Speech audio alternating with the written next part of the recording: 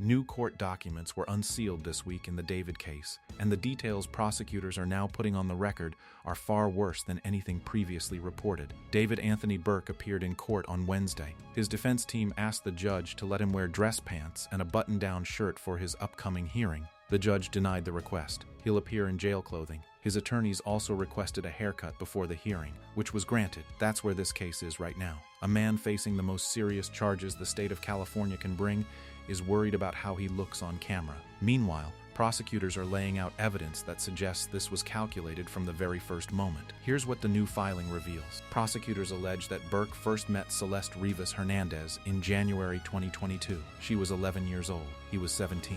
By November 2023, when he was 18 and she was 13, prosecutors say they began an inappropriate relationship. Over the next year, she spent weekends at his Hollywood Hills home and traveled with him to Las Vegas, London, and Texas, where she met his family. He allegedly ended things in November 2024, but they continued communicating. Then in March 2025, Celeste sent him a text message that said, "All we do is have sex and just hang out, man, I want more than that for myself." That text is now evidence. She was 14 years old. On April 22, 2025, the day before prosecutors say Celeste's life ended, she and Burke had a lengthy argument over text. She confronted him about other women. She threatened to go public about their relationship. Prosecutors say she told him it would end his career and his image. His debut album was scheduled to drop 2 days later, on April 25th. He had just performed at Coachella weeks earlier. Everything he'd built was on the line. According to the filing, on the night of April 23rd, Burke sent an Uber to pick Celeste up from her home in Lake Elsinore,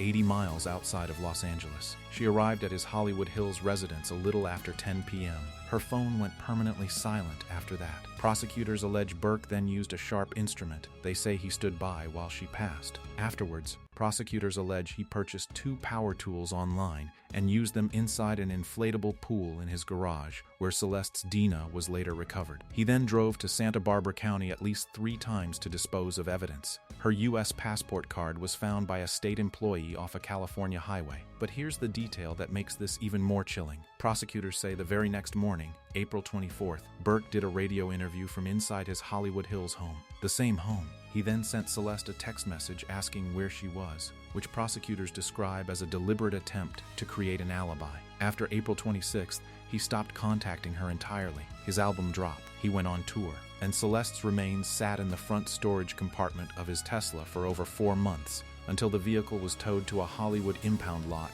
in September 2025.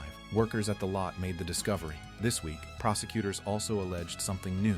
On April 23rd, during a court hearing, the Dawes office stated that investigators found what they described as a significant amount of inappropriate content involving minors on Burke's phone. That allegation had not been made public before Wednesday. The defense has not responded to it publicly. LAPD Chief Jim McDonnell addressed the investigation timeline on Tuesday. He said the 7-month gap between Celeste's passing and Burke's arrest was caused by severe evidence degradation. He said critical physical evidence had broken down or was no longer recoverable due to the time that had elapsed. Detectives served 54 search warrants during the investigation, all of which remain sealed. McDonnell said, "The significant delay between her passing and discovery presented major investigative challenges. The preliminary hearing is now scheduled for May 26th. A judge will determine whether there is enough evidence to proceed to a full trial." Legal analyst Mark Geragos told Fox X11 that the defense's demand for a speedy hearing is a strategic gamble. He believes the prosecution didn't expect Burke's team to push for speed,